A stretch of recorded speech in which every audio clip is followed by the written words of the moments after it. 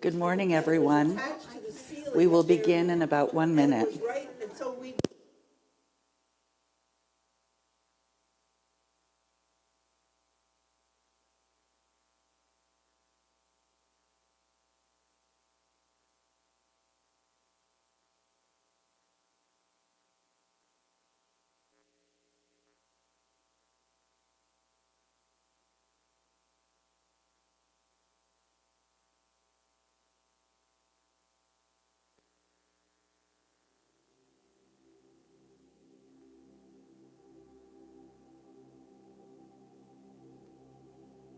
Hi, I'm Anne Ahokangas.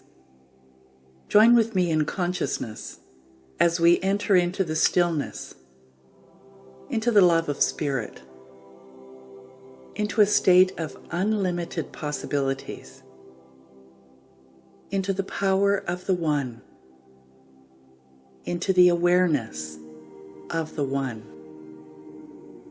Close your eyes. Sit comfortably with your feet flat on the floor and your spine straight.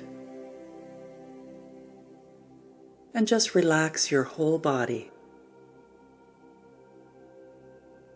Keep your eyes closed throughout the whole guided meditation and bring your awareness inward.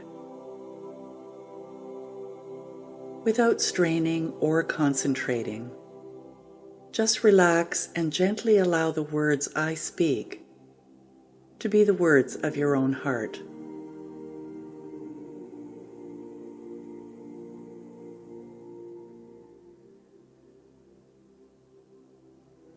Allow your thoughts of the day to be set aside for a few moments of connection. Connecting with the divinity within. So join me in the I, for there is only one thing going on here. Take a deep breath in. Hold it for a moment. And let it out with a sigh. Right here and right now, I acknowledge that the God presence within me is my infinite source of good. It is my infinite source of good ideas. God in me gives me the ideas and the talent to make me successful in all that I endeavor.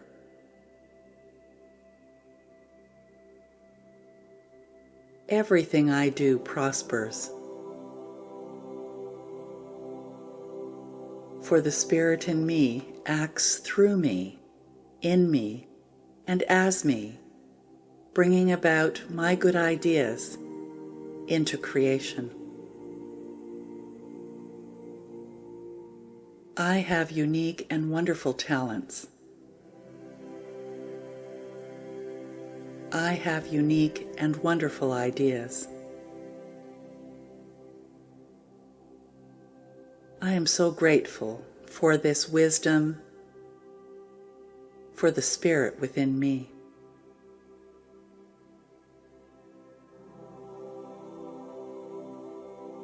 Today I choose to release the word but from my vocabulary, and instead I am open to new possibilities. I choose the good that I wish to be. I choose the good that I wish to have. I choose the good that I wish to do. And I release all ifs, ands, or buts. I believe in divine ideas. I believe in the Spirit within me. I open my mind to right ideas.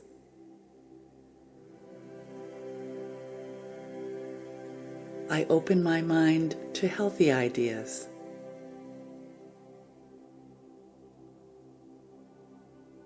I accept a healthy idea about myself.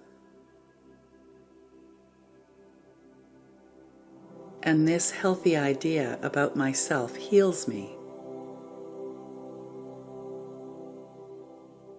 This healthy idea about myself keeps me open to possibilities.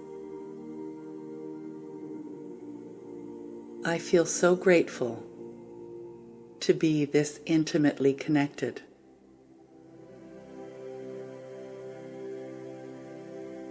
I accept a happy idea about myself.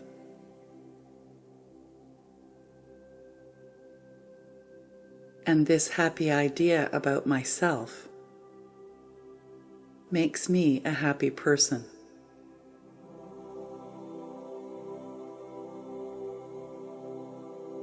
I easily connect with happy people. And life brings about happy conditions.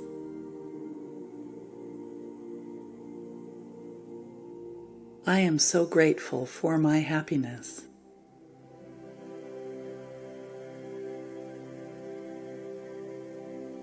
I accept a loving idea about myself. I love myself fully. I love this good in me. I love this God in me.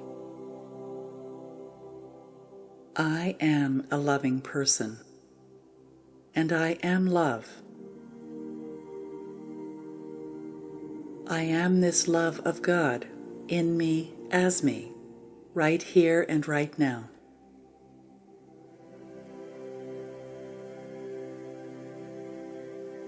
I have found the power within me to control all my experiences.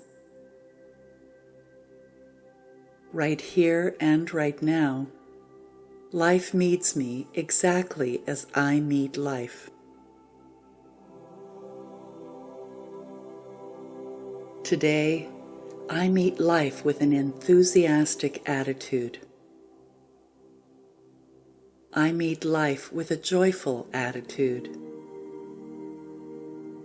Joy and enthusiasm send out positive vibrations to everyone and everything in my experience.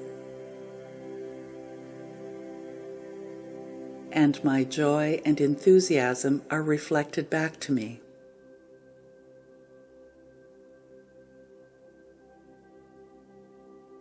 I program myself every day for health, happiness, love, success, prosperity, and money. I am so grateful for the spirit within me.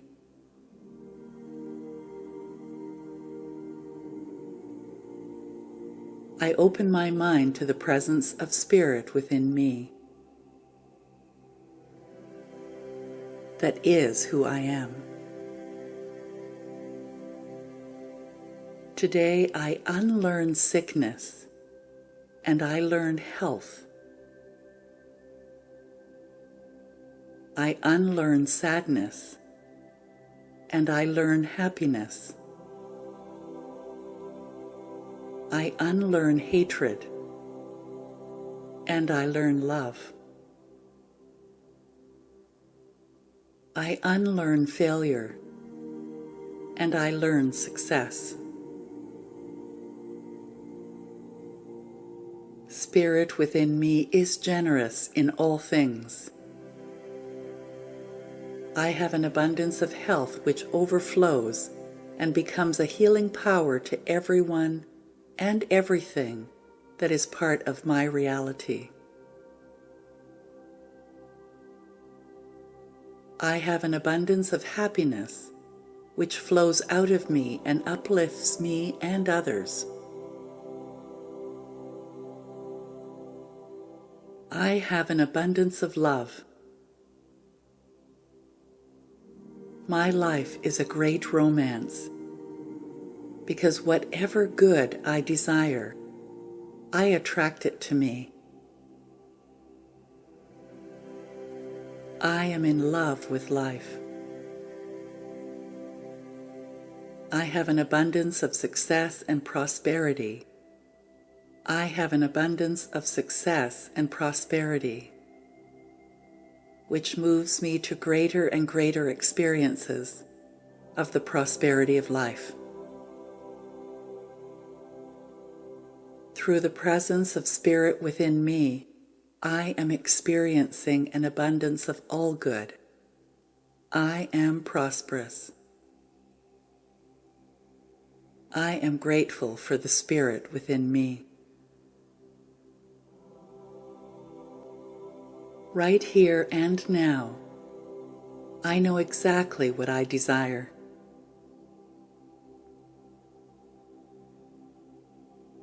And as I decide it in my heart and in my mind, I become a magnet for it.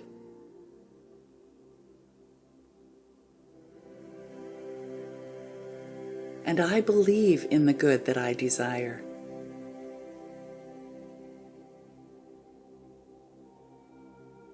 For I know that the desire means that it already exists for me. So I see and feel myself being what I want to be, doing what I want to do, and having what I want to have.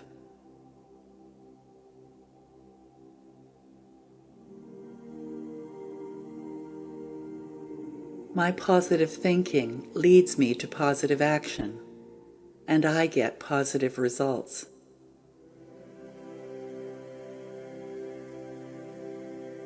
I am so grateful for the Spirit within me. I now feed my mind with the idea of health.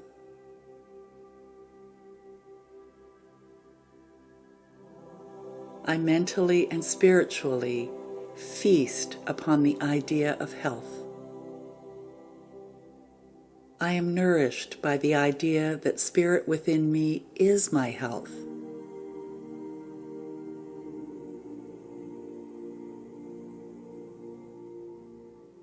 And this divine idea keeps me healthy. I am nourished by the idea of happiness. I turn to the presence and power of the Spirit within me, and I am full of ideas of happiness.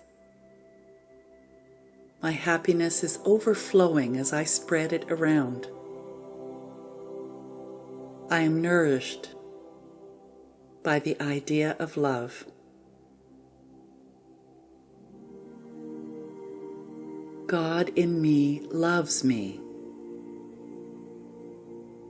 The love of Spirit operating through me draws all the right people into my experience for every right purpose. I am enjoying the love, friendship, companionship, and romance of life.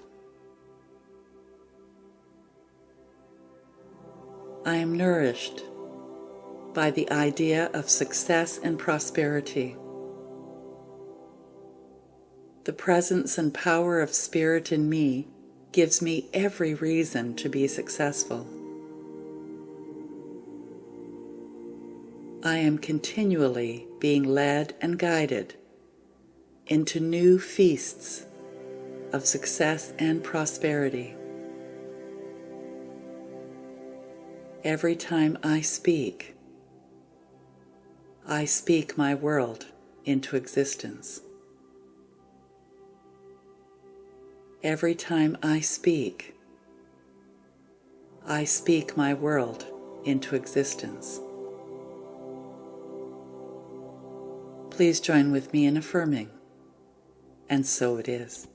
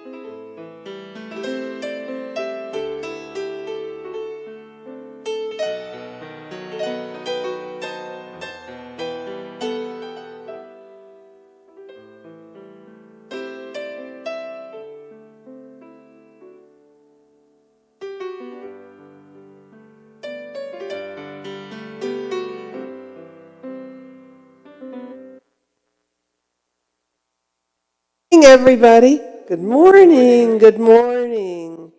Welcome to Unity Spiritual Center. My name is Reverend Pat Ball. I'm a retired Unity minister, and I am your platform person for today. Now that I'm retired, I just get to play. I have so much fun. It's just amazing. So we have to apologize to those online who apparently did not get today's meditation. It was wonderful. So sorry you missed it. You're just going to have to go to the website and listen to it. It was all about letting go of your butts. That's right. Not this butt. No, your yabbits. You know when you say, somebody suggests, you should really come to Unity Spiritual Center. Yeah, but means no, and I'm not going to because I'm special. I am uniquely different, and so they have nothing that I need. So we are getting rid of our yabbits today in that meditation. We are a tithing center, and so 10% of everything that we are given goes out. We tithe to Unity Canada and to Kemp Care Network. I meant to look it up and see what they do. So you'll just have to look it up online too, and we'll see. We also every month talk about a spiritual power. Charles Fillmore, it started with his teacher Emma Curtis Hopkins, who mentioned that each one of the disciples of Jesus' 12 disciples represent a strength or power within us metaphysically. And so this month we are celebrating our inner strength. Now, some churches use February because of love and Valentine's Day, but these are the way that Charles set them up was according to the order in which Jesus called his disciples. So the first month was Peter, which is faith. The second month is Andrew, which is strength, our inner strength. And so the affirmation is, I relax into the power of my strength. I have the strength to accomplish all that is mine to do. That's the clue. All that is mine to do. Yeah, not that that I'm doing it for you. I am strength. Let's begin with the song of the month. New month, new song. I am new today. Take it away, Emilio.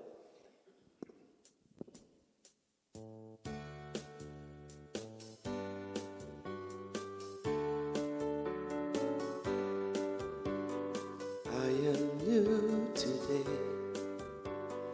I am new this moment, and I thank you, God, for everything behind me. I am new today. I am new today. I am new this moment, and I thank you, God, for everything behind me. I am new today. I am new this moment, and I thank you, God, for everything behind me. I am new today. I am new. So I thank God for everything behind me, and I thank God for everything before me. Let's do it. I am new today. I am new this moment, and I thank you, God, for everything before me. I am new today. I am new this moment, and I thank you, God, for everything before me. I am new today. So I thank God for everything behind me and before me. And now I thank God for everything within me. Here we go. I am new today. I am new this moment, and I thank you, God, for everything within me. I am new today. I am new this moment, and I thank you, God, for everything within me. I am new today. I am new today. I am new today. I am new. Something like that.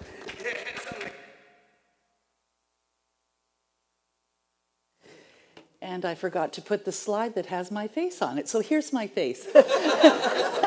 Hi, I'm Reverend Anna Hokangas, and I'm the Unity Minister here at this beautiful center in Hamilton and online around the world. So I would like to invite you to join with me in my favorite thing to do, and that is to pray. And what that really means is connect with the source of who I am, to remember who I am, and to recognize that I am unlimited potential, and I'm always supported by love. So close your eyes if that's comfortable, and allow the words that I speak to be the words of your own heart. As I breathe and relax, I remember that there is only one thing going on here, and it is Spirit, God, the all that is, the infinite field of pure potentiality. It is everything seen and unseen. It is being my life, and it is all the divine ideas that flow to me and through me, as me. So today I choose to say yes to those divine ideas, knowing that they are my good unfolding as I follow that path. I step into the flow of my good through recognizing that divine ideas are my guidance, my love,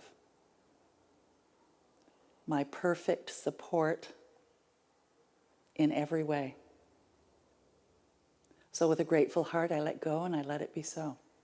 Please join with me in affirming. And so it is.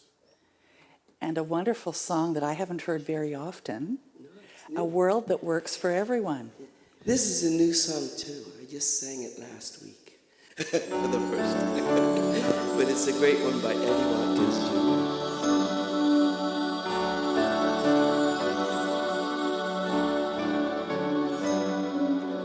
We are creating a world that works for everyone. Yes, we're amazing, and we've just begun to feel the power and freedom to be who we came here to be, as we discover each other and celebrate humanity. We are creating a world that works for everyone. Yes, times are changing. It's all a revolution as we are walking together. Love is leading the way through the fields of compassion to a world that works for everyone.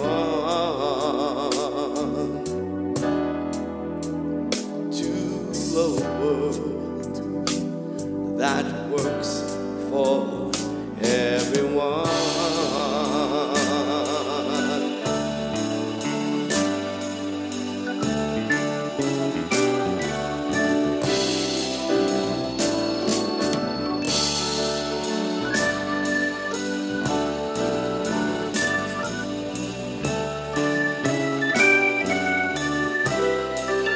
As we are walking together, love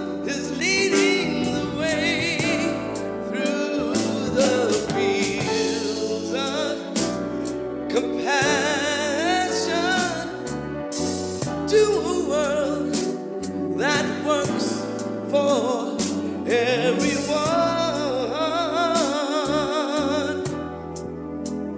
to a world that works for everyone.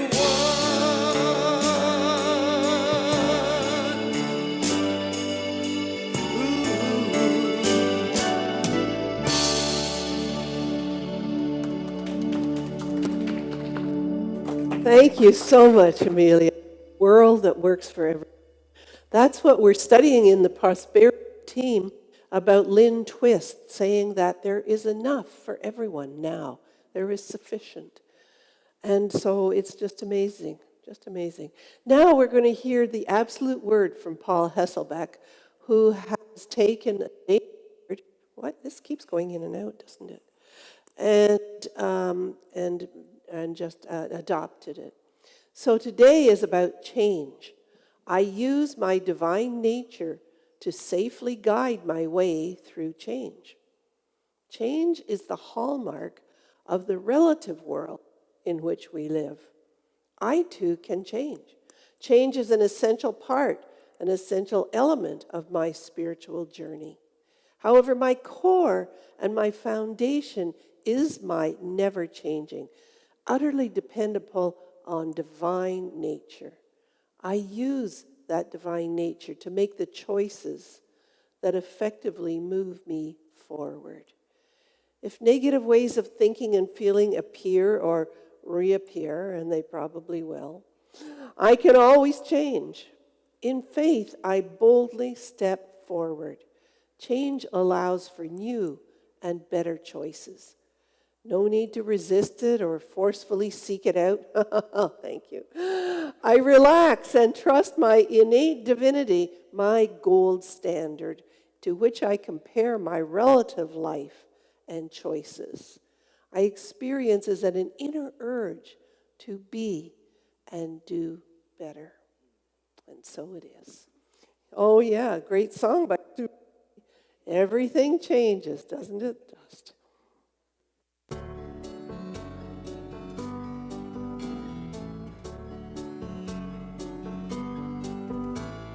When everything changes, I can change anything. Turning the pages, everything's new.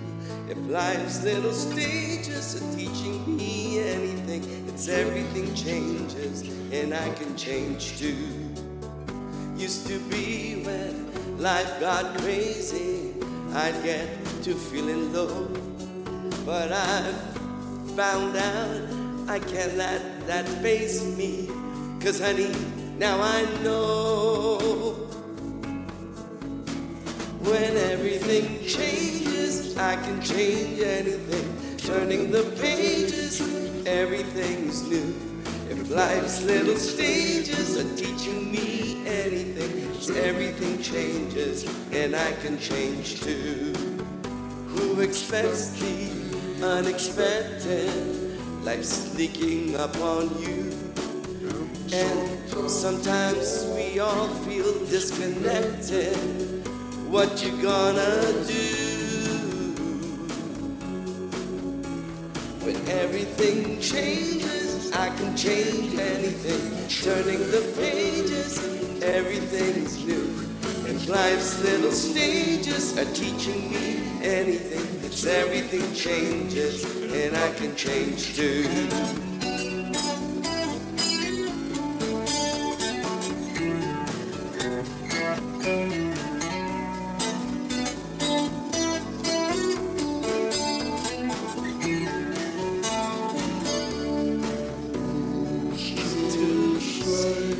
Why it works this way? Well, it's kinda strange, but it's true. I just made that up. I don't know how it goes. When everything changes, I can change anything. Turning the pages, everything's new. If life's little stages are teaching me anything, it's everything changes and I can change too. Everything changes. Everything's new. If life's little stages are teaching me anything, it's everything changes and I can change too. Everything changes and I can change too. Everything changes and I can change too.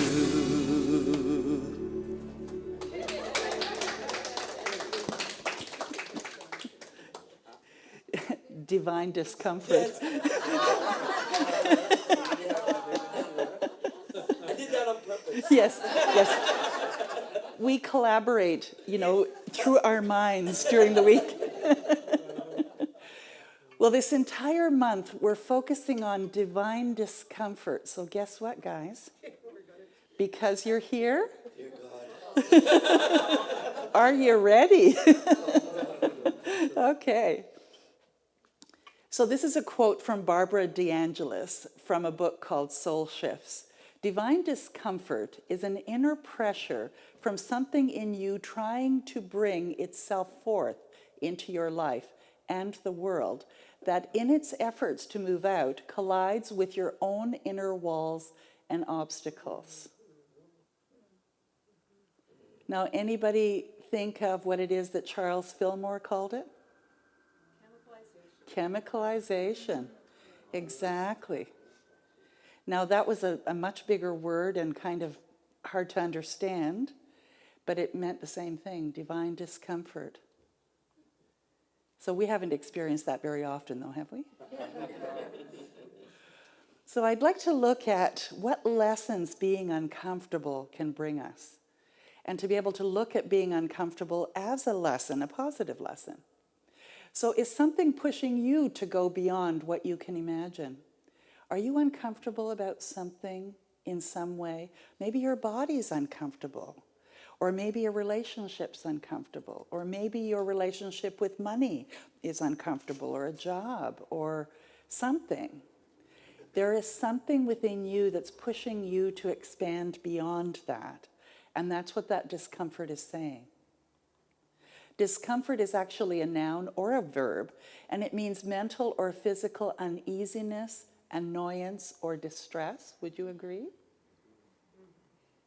It can be caused by a variety of factors such as physical pain, emotional stress, environmental factors, but ultimately it is what?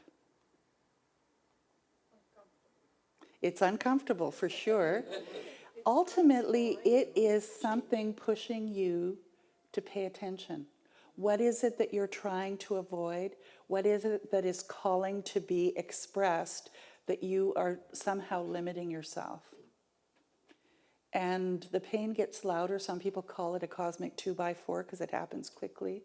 Sometimes it's a more intense struggle or pain in your life, maybe in your body. Something is calling. And only you know what that is. It's a bit like asking someone to interpret your dreams. They can't because they don't know what's going on in your soul and in your life. The same with the discomfort in your body. Louise Hay was wonderful to recognize that discomfort in the body did represent ways of thinking. Not that it was always true for everyone, but it was a good guide. So some results of patterns of thoughts and feelings that manifest on the physical level. And this is actually from Louise Hay. Resentment that is long held can eat away at the body and become the dis-ease we call cancer. And often when it is internal anger at yourself even, or at a situation that you're in, which we can call resentment, that ends up being cancer in an area of the body where it really reveals what that might be. And so you can explore that a bit more, not so much in anything that you can read, but to quietly in meditation, ask yourself, what resentments am I still holding? What can I let go of so that this, if it is cancer, for instance, can be released? Criticism, as a permanent habit, can often lead to arthritis in the body. Now think about that. as the correlation of it. You know, if you're beating yourself up, of course it's going to hurt, right? Guilt always looks for punishment, and punishment creates pain. Louise suggests that if you are in a lot of pain, you're holding a lot of guilt. And what might that guilt be? I'll share something that I know he's okay with me sharing. As Reverend Randy was talking about some of the pain that he was having from arthritis. And he remembers being at a Taizé service in north of Waterloo at an big old church. And he was singing some of the Taizé songs, and he all of a sudden found himself transported to like the 1100s, something like that, wearing a really rough flax robe, and his voice changed to a really low voice as he was singing. And he reminded me of that, and he said, you know, there was a lot of guilt in that lifetime, and I brought that lifetime to this lifetime, and it's my job in this lifetime to release that guilt. Now, you can believe that or not, but that was certainly his experience. So it may not be something you're feeling guilty about in this life, but you're still carrying it. Maybe it was your mom felt guilty, and you took it on in uterine, and you're carrying that guilt. And so you can choose to let it go. And that's not so easy, but it's simple.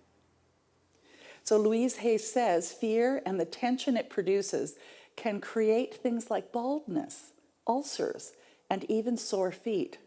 I have found that forgiving and releasing resentment will dissolve even cancer. She was an amazing teacher, wasn't she? Such an influence.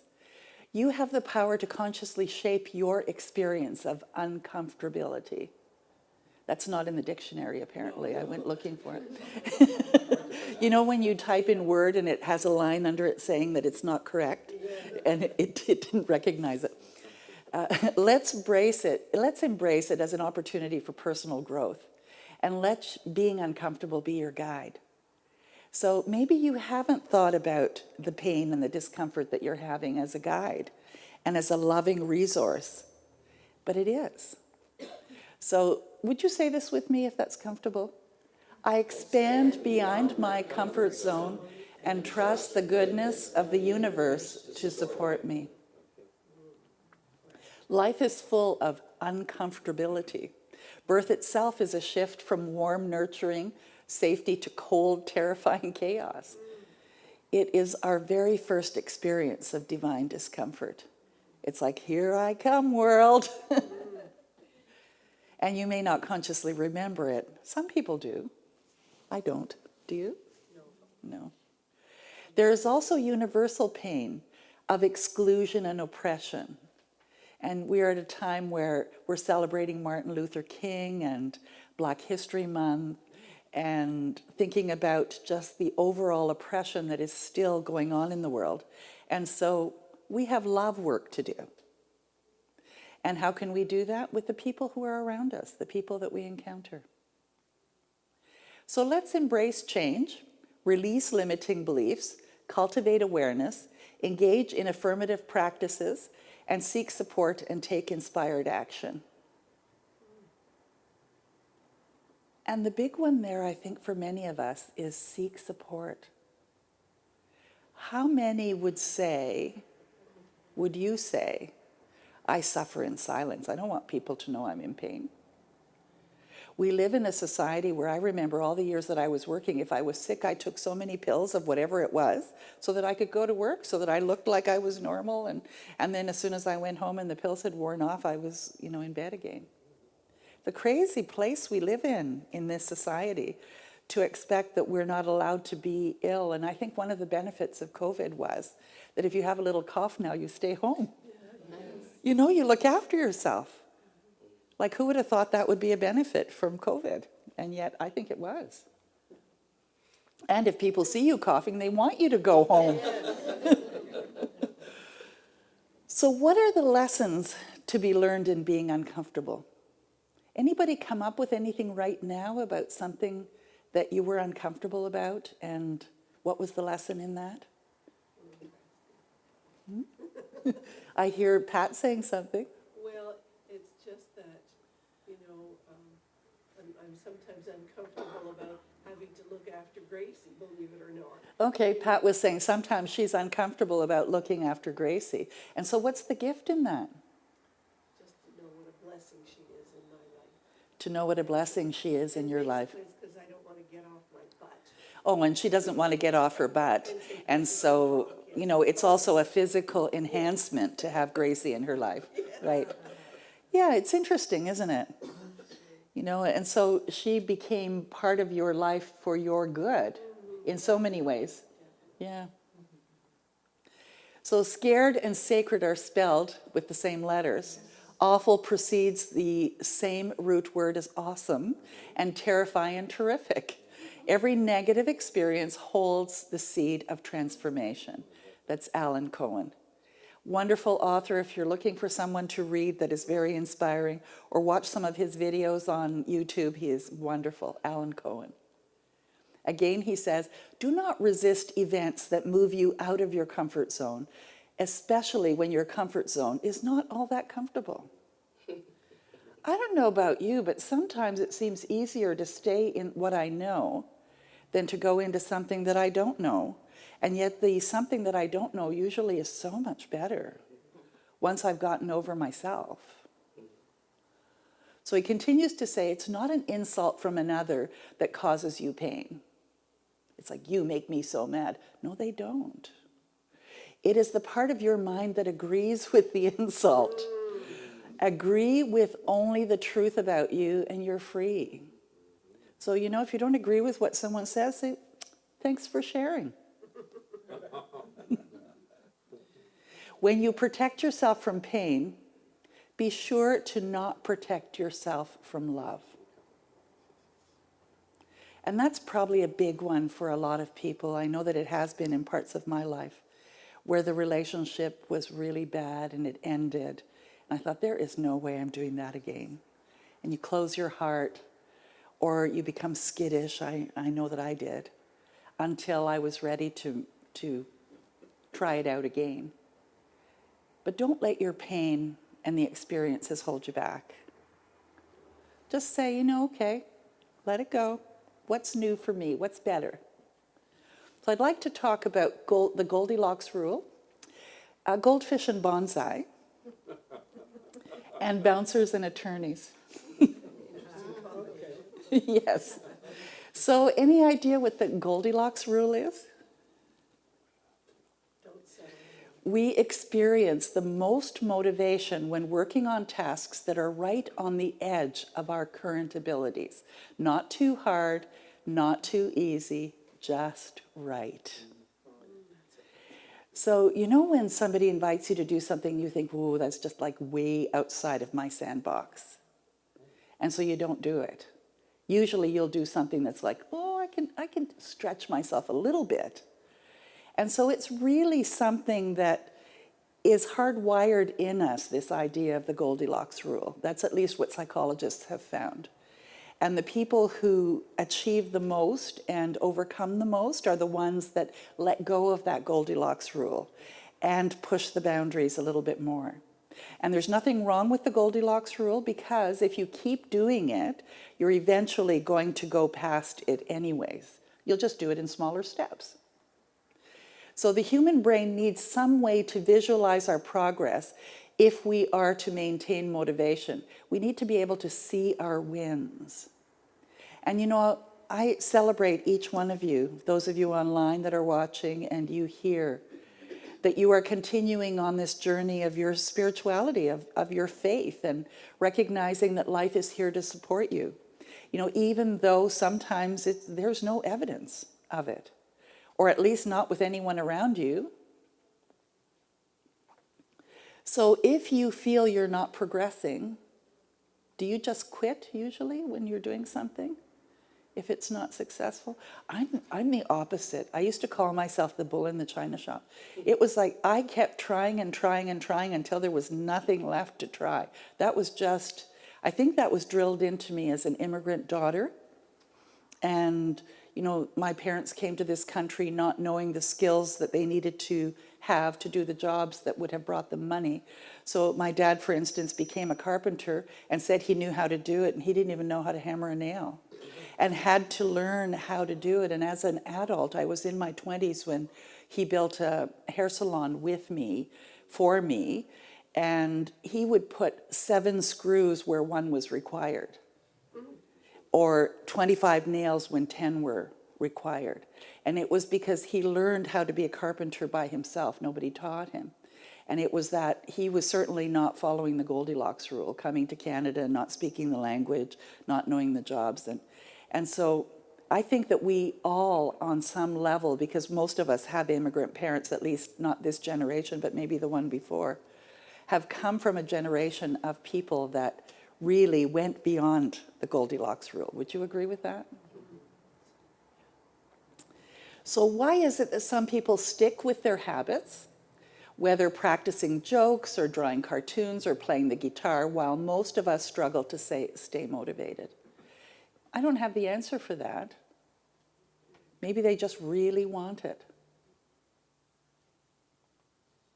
How can you design habits that pull you in rather than ones that fade away? So is there something that you'd like to create a habit around, but you just haven't been able to do it? Maybe you really don't want it. Or if you do, maybe find a way to dangle a carrot for yourself. When I was 26, I think, somewhere around there, mid-20s, I used to smoke 3 king-size packs of cigarettes a day. I literally had a smoke in my hand every minute that I was awake. And I woke up one morning and I had no cigarettes in my purse, and I went into a panic. Oh my God, what am I going to do for the next hour till I get out to buy a package of cigarettes? And I said, a little voice in my head, which is the spirit side of me, said, "You're addicted to smoking." It never occurred to me that smoking 3 packs a day was being addicted, but the part of me knew. And it said to me, "You're addicted." I said, "No, I'm not." And it said, "Well, then prove it." I said, "Okay, I quit right now." And what I decided to do was dangle a carrot for myself, because I knew how difficult that was going to be. And I decided to put the $5 bill that was 1 pack of cigarettes back then, 3 $5 bills every day onto the dining room table, until it was a big enough stack that I could do something fun with it. And so for 6 months, the money was stacked on the table, and I would change it to 20s when they got to be too many. And eventually I had enough money to go to the Orient for 30 days. I was in Hawaii, Hong Kong, Bangkok, Singapore, Japan, and I did it first class. And that was my carrot. And I didn't get it from anywhere else. I was burning it before. And I also wanted that carrot to be something that I couldn't undo. I couldn't give back the trip to the Orient. I couldn't change that. And so it was something that was really motivating for me. So what would motivate you? Because you do have those divine ideas within you. The way to maintain motivation and achieve consistent results is to work on tasks of just manageable difficulty. To me, I loved seeing money stacking on the table. And it stacked pretty quickly. So let's look at goldfish and bonsai. So what is the common denominator with goldfish and bonsai? Well, goldfish will only grow to the size of their container. And a bonsai is always kept in a really tight container so that it can't grow any bigger. If the roots can't expand, the tree doesn't expand, as well as it's being cut from the top end. So all the new growth is being trimmed.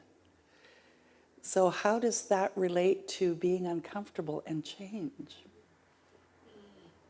So how are they the same? Well, the box you put yourself in, the pot you put yourself in, the bowl you put yourself in, is the degree to which you will expand, to which you will grow. So they only grow to fit their container. So is your container starting to feel a little uncomfortable, a little boring, a little needs to have a little bit more space? That's divine discomfort. And the bonsai, it stays small because of its container. Are you staying small because of your container? And what is that container? So think about how your mind is getting in your way about what you can do. And are you keeping yourself constrained in unnecessary ways? Are you letting that ego part of you, which is a good part of you, trying to keep you safe, not always in the most efficient ways, saying, oh, you don't need to get up that early to go for a swim at the gym. You could just roll over and have another 30-minute nap. You know, that is sometimes my goldfish bowl. And what about bouncers and attorneys? So there's two great ways to think about your mind. One of the reasons why you're uncomfortable is you allow thoughts to come into your mind and hang out there, and they don't belong there. Have you had thoughts that just keep rolling around in your head occasionally and you think, I don't need that. But somehow it's just still there. Imagine you're a bouncer at an exclusive party. So this is your brain. You have this in you. You've got the velvet rope and you're wearing your uniform and you've got your earpiece, you know, to listen to what the boss has to say. And as the bouncer of the parties, you make sure that people on the invite list can get into your party. Imagine having a bouncer in your mind. So what does that bouncer in your mind look like? What's it wearing? Dazzling gold and, you know, velvety. What is it wearing, saying, there is no way you're getting in here. Out. You're not invited. You have a clear sense of the kind of party life you want to have, a happy, fulfilled, awesome life. And you have a clear sense of what thoughts need to be allowed in that life party. I know you do. You know what it should look like. The only one that can control that is your bouncer. So when the riffraff comes in with their negative or violent thoughts and other things that you don't want to see in your mind, as the bouncer, you can say, hey, sorry, you don't have an invitation. Take a hike. So imagine now that you have two attorneys in your mind. You might call them lawyers. One attorney argues for all the awesome things that you can achieve in your life. So you have that voice, right? Saying, oh, you could do this and you could do that, and you're really good at this and you're really good at that, and you really love this and you really love that. And then this attorney is also taking you out of the tiny little bowl and taking you out of the tiny little flower pot and seeing the possibilities. And that attorney is kind of excited and happy and exuberant. And then you have this other attorney, some call it your ego, arguing for why you should hang out in that tiny little fish bowl and why you should be in that tiny little flower pot. One of the attorneys is going to win. Some of the time, sometimes all of the time. And the one who's going to win is the one that you pay the most money to. There's a story like that about wolves as well, the hungry wolves. And the one that survives and leads your life is the one you feed. So how do you pay the attorneys in your mind? What is the currency? You pay them with your attention. So which one you usually feed is the one that you're giving its attention to. So who's the attorney that's getting paid the most right now? Is it the one that's really, really, really excited about your life? Or the one that's telling you, no, no, no, no, be afraid of this, be afraid of that? And if you give all your attention to the negative attorney, he's actually going to eventually squash the other one. So don't let it happen. Say, forget it. My money only goes to this one. And if you're giving all your attention and all your money to the one thinking about your possibilities, then that's the one that's going to win. It doesn't matter how old you are. I'm still thinking about Helen, Diane's mother, and the idea of 98, and that to live to 98, I still have 30 some odd years to do stuff. So if I'm paying my negative attorney, am I going to live 30 some odd years and have a great life? No. I'm going to start paying the one that knows my possibilities. So think about your bouncer and your two attorneys. And your call to action, notice your discomfort. Just take the time this week to notice your discomfort and ask it, what's it telling you? Notice your goldfish bowl or your bonsai. Release limiting thinking and beliefs. Identify and release any limited beliefs. Because you're the one that's putting the limits on it, nobody else. And is your bouncer doing a good job? Some days mine is really good. And other days, no, I roll over and have another nap. So which attorney are you paying? Allow discomfort to be the catalyst for cultivating conscious awareness. And what I mean by conscious awareness is that you know you're deciding one way or the other. Mindful awareness is observing your thoughts, your emotions, and your resistance to change. So if I said, who'd like to come up here and stand on the stage and tell a little story? Notice how everyone went, oh! Well, not everyone. There's a few in the audience who would come up in a heartbeat.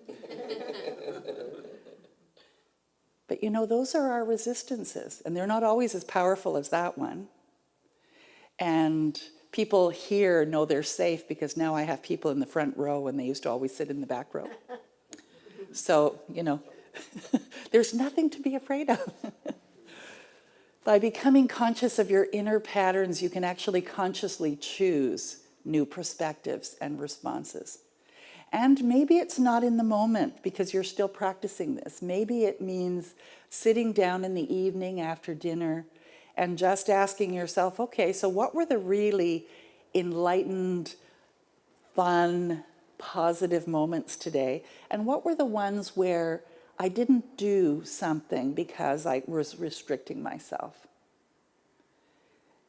And start to be aware. Just start to be aware.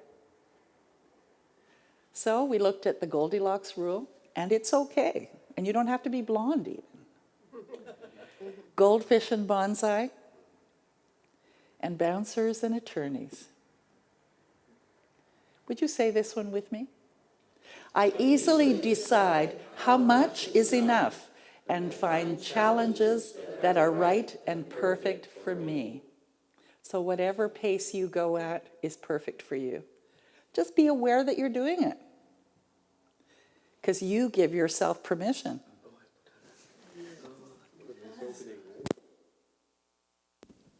Another new one? Yeah, another new one. It is another new one, and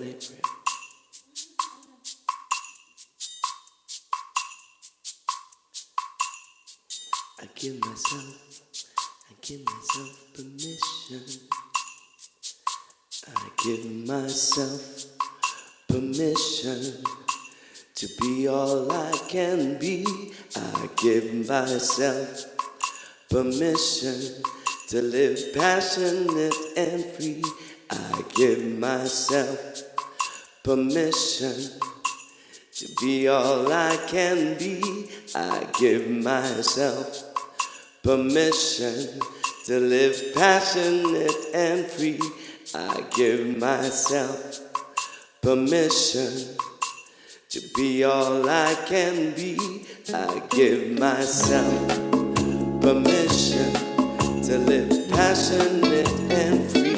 I give myself permission to be all I can be.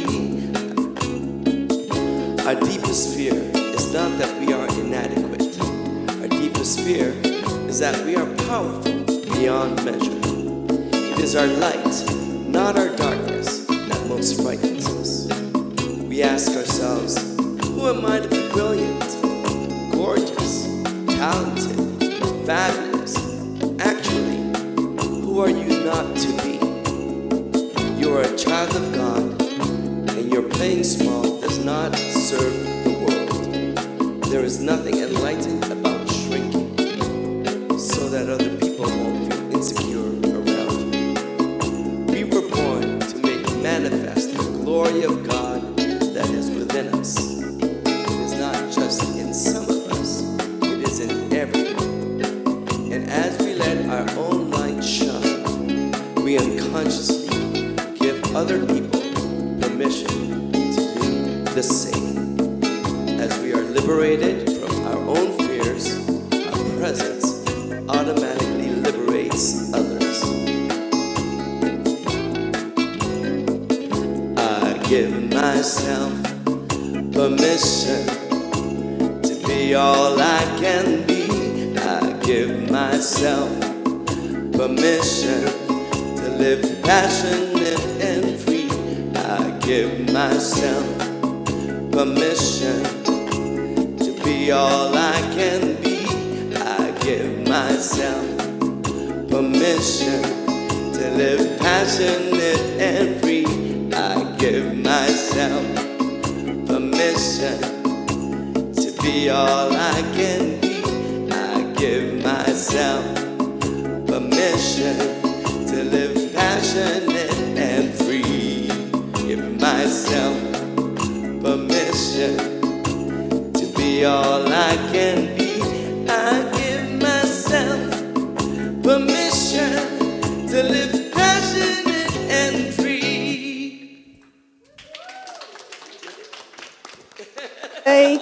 Thank you so much. And you know what? It's this Friday, isn't it? February the 9th. Here, you are invited to be passionate and free. It's Reverend Randy's birthday. And so we're going to have, is it karaoke? What did I see? Oh, yes. And Emilio's going to be here. So anybody that can come. Sorry, those of you that live like in Nova Scotia and New Brunswick, I don't. That's your problem. In Winnipeg, and yes, we are such, we have so much fun here. But anyway, so if you can get here, come on down. And so that's going to be fun. Party. Well, what was your takeaway today? Oh my goodness. I wondered how you were going to kind of get that goldfish and bonsai and bouncers and lawyers, attorneys. Anyway, you know what? It all makes so much sense. Reminds me of that movie, what was the one with Harrison Ford, where he had to cross the big chasm and he, what was it? Last Crusade. Raiders of the Lost Ark. The Last Crusade to get the Grail. Oh, to get the Grail. Okay, thank you, Pierre. Anyway, it was, he couldn't just suddenly jump over. He had to take it next one step, and as he did it, the next one appeared. Isn't that? Because I guess that's really how we have to be. Paul Hasselbeck has a name for it. The near, I can't remember. He says, just go with what you can do. What is next to do, and don't worry about the whole thing. That's you don't need to worry about that. It'll come as you do. Oh yeah, that was it. How do you get from New York to LA? One step at a time. Yeah. But that I just love that, especially the whole bit about change and resistance. Oh my goodness. Well, now it's time for us to celebrate being here with conscious giving. To know that you, by being here in person and online, you make such a difference to the energy of the world. We had somebody here last year that showed us actually how far out our energy goes, that we have no idea. So all of us together celebrating conscious giving and love just makes such a difference just here in this community. Well, so you can give here in the sanctuary, or you can give by e-transfer. And it just makes it so easy. So easy. So do what you can do. So I invite you to place your hand on your heart and repeat this affirmation with me. Divine love that I am blesses all I give and all I receive. Take it away, Emilio. We are the ones.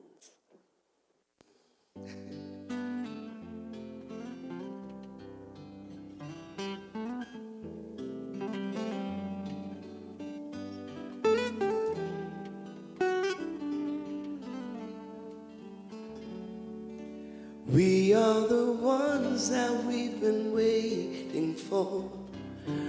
We are the ones who will make a difference. We are the ones who will change the world. We are the ones. We are the ones. We are. I've been feeling like I can't make a difference. Been feeling like there ain't no use. Feeling tired and a little unconscious. Coming up with every kind of excuse. Till I realize it's not all up to me.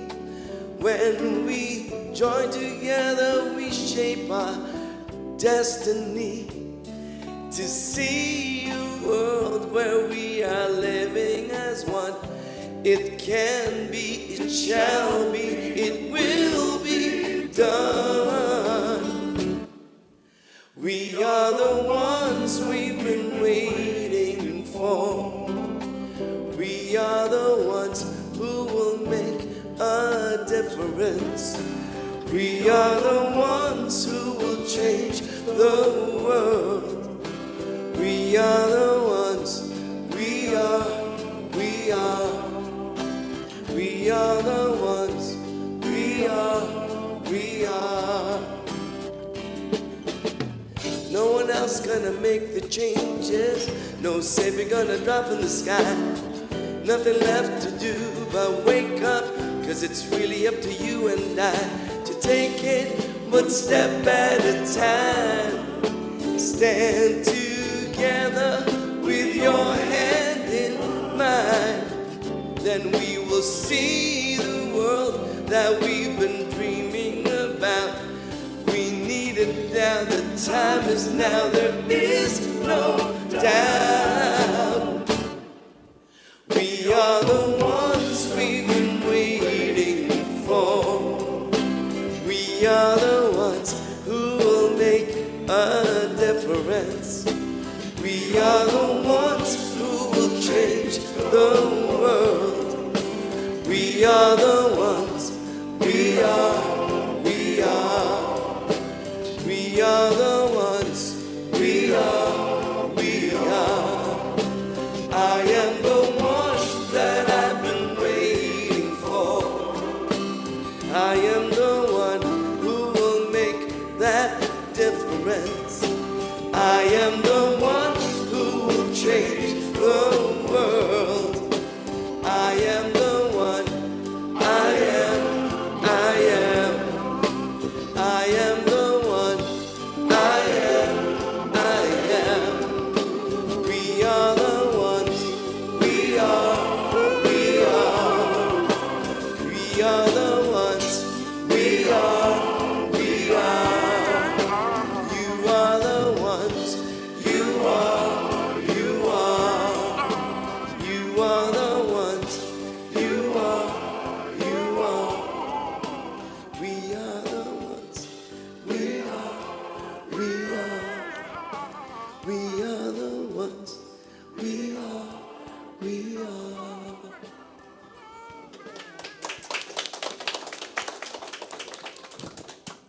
And know that we are here to pray with you. So if you have a prayer request, send it via email to prayer@unityspiritualcenter.com or fill out a prayer request form and place it in the prayer box here on the piano. And let's pray together, if that's comfortable. The light of God surrounds you. I am the light. The love of God enfolds you. I am the love. The power of God protects you. I am the power. The presence of God watches over you. I am the presence. Wherever you are, God is. Wherever I am, God is. And all is well.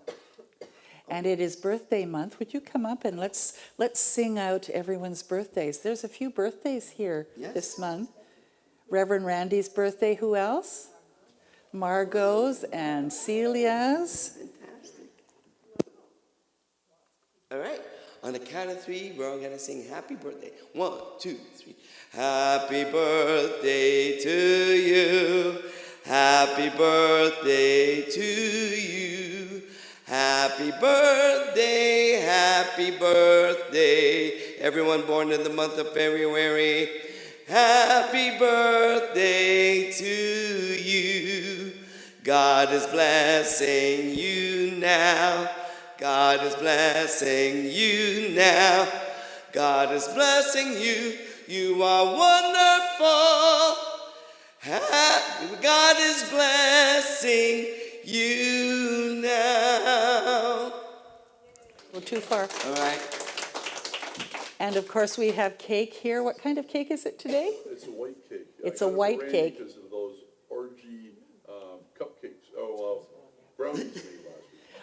Oh, okay. Something about orgy cupcakes. I don't know. It's a white cake. Somebody's blushing in the front row here.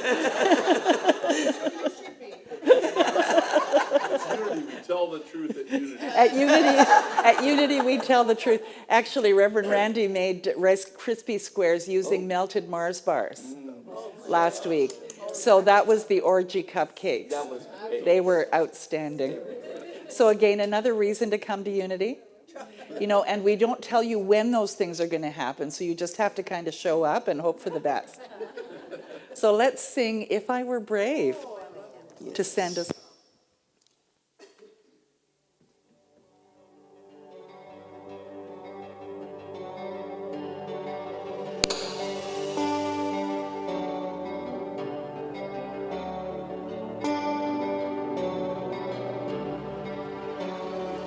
What would I do if I knew that I could not fail?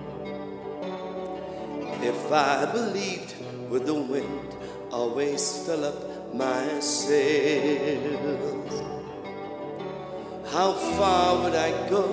What could I achieve? Trusting the hero in me.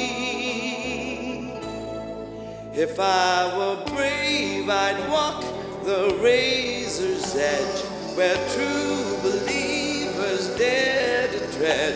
I'd never lose faith, even when losing my way. What step would I take today if I were brave?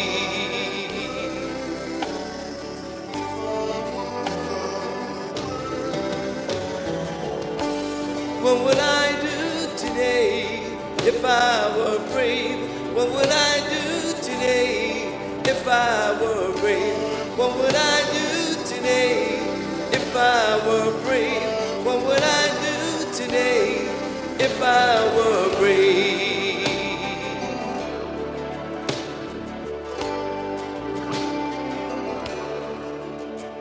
What if we're all meant to do what we secretly dream?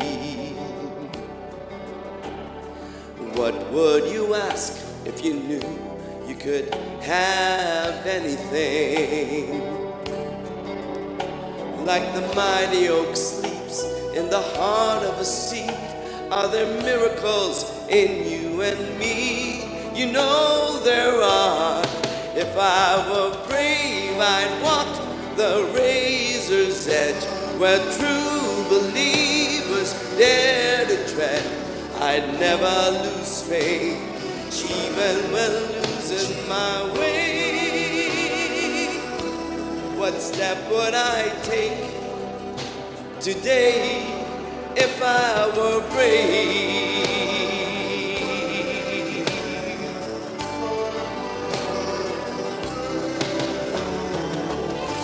What would I do today if I were brave?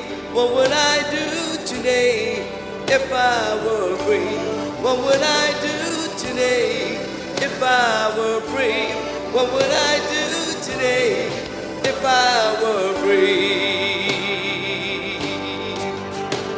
If I refuse to listen to the voice of fear, would the voice of courage whisper in my ear?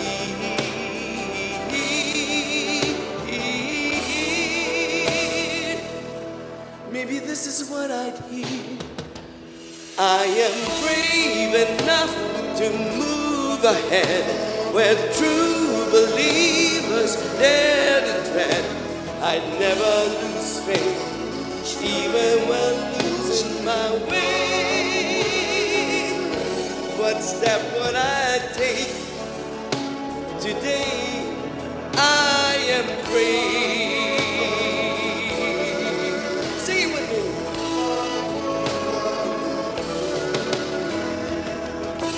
What will I do today?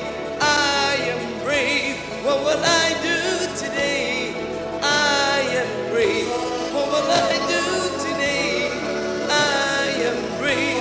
What will I do today? I am brave. What will I do today? I am brave. What will I do today? I am brave. What will I do today? I am brave. What will I do today? I am brave. I am brave. I am brave.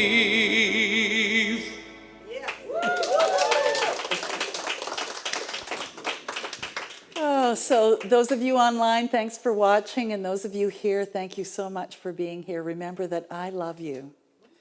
And I would love it if you can come on Friday night. I don't know if you have ever had the opportunity to experience Emilio in concert, but he does all of these wonderful sing-along songs. When it was my 65th birthday, we had the similar kind of a thing, and he takes suggestions from the audience, and he does all kinds of things. And so we kind of call it Singing with Emilio sometimes, because all of the songs, most of us know the words to. So please come from 7 to 9, and we'll have a great big cake, so you can have cake too if you want to, or just come and listen if you don't want to sing. So have a great week. Let's go eat cake.